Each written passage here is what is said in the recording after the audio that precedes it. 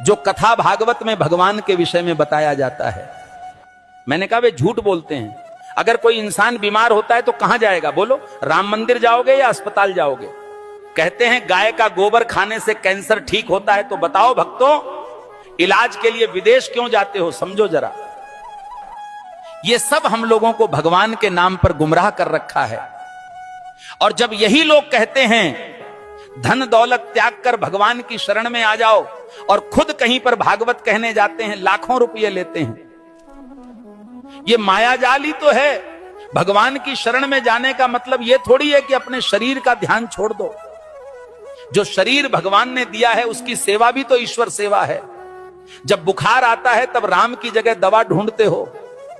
जब जीवन भर की परेशानी हो तब बाबा का झूठा गोबर इलाज क्यों बन जाता है?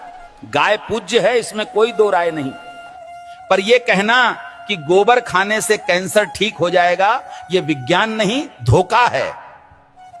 जो कथावाचक कहते हैं धन दौलत छोड़ दो, भगवान की शरण में आ जाओ, वो खुद लाखों के हवाई सफर करते हैं, एसी पंडाल में रुकते हैं और पाटीदारों से लिफाफा लेते हैं। तो त्याग हमें क्यों सिखाते हो? तपस्या की राह हमें क्यों दिखाते हो, जब खुद तुमने उसका कोई अनुसरण नहीं किया? भगवान के नाम पर डर बेचकर जो अपने महल खड़े करते हैं वो संत नहीं, व्यापारी हैं। सच्ची भक्ति वो है जो आंखें खोलती है, ना कि आंखें बंद करवाती है। और आखिर में बात सीधी सी है, भगवान अंधविश्वास से नहीं, सच सेवा और विज्ञान से मिलते हैं। सीताराम सीताराम। भविष्य मालिका कहती है जब पाप बढ़ेगा तो समय न्याय करेगा और धर्म की असली परीक्षा शुरू होगी। 2032 से सत्य युग का आरंभ होगा, लेकिन उससे पहले पूरी धरती हिलेगी। प्यारे भक्तों, 2 सूरज दिखेंगे आकाश में, पर उनमें से एक सूरज नहीं, विनाश का दूत होगा। बंगाल की खाड़ी में गिरेगा अग्निपिंड और समंदर उठकर धरती को लील जाएगा। 7 रात तक सूरज नहीं उगेगा, चांद नहीं दिखेगा, बस अंधकार होगा और भय। जिसे तुम प्राकृतिक आपदा कहोगे, तीसरा विश्व युद्ध दस्तक दे चुका है। शब्द नहीं, अब शस्त्र बोलेंगे। भारत पर हमला होगा, परंतु धर्म की धरती कभी झुकेगी नहीं, क्योंकि भगवान कल्कि का अवतार होगा। जो शरण में आएगा बच जाएगा, जो अभिमान में रहेगा मिट जाएगा। प्यारे भक्तों, भविष्य मालिका चेतावनी नहीं, ये वक्त की आवाज है। जो सुन लेगा वही कल को देख पाएगा। धर्म अब उपदेश से नहीं बचेगा, धर्म बचेगा तो तुम्हारे कर्म और श्रद्धा से। जो अब भी सो रहे हैं, समय उन्हें जगाएगा नहीं, बल्कि बहा देगा इतिहास की धूल में।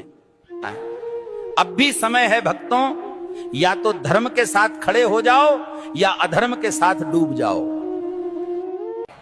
कल सऊदी अरब में आयोजित मेरे सत्संग के दौरान एक भक्त ने मुझसे एक दुखद प्रश्न किया। भक्त ने प्रश्न किया, गुरुजी, क्या राखी बांधने से बड़ी बात यह नहीं कि हर औरत को बहन समझा जाए? अरे मूर्खों, राखी के धागे पर इज्जत की एक्टिंग करते हो और बाकी दिन उसी इज्जत को आंखों से नोचते हो। राखी का धागा इज्जत का प्रतीक है, पर नजरें ही इज्जत न दें तो वो धागा क्या करेगा? जो आज बहन कह रहे हैं, कल उसी जैसी स्त्री को घूरते हैं। यही विडंबना है। जिस दिन पुरुष की नजर नारी को सच में बहन समझने लगेगी, उस दिन हर बेटी, बहन, हर स्त्री सुरक्षित अनुभव करेगी। भाई कहे जाने से कोई बड़ा नहीं बनता, उसके विचारों और दृष्टिकोण में सम्मान हो, यही सच्ची मर्दानगी है। राखी की रस्म निभाना सरल है, पर नीयत की सफाई असली परीक्षा है। हे प्रभु, जो स्त्री को देखकर गंदे ख्याल लाता है वो कभी भाई नहीं बन सकता।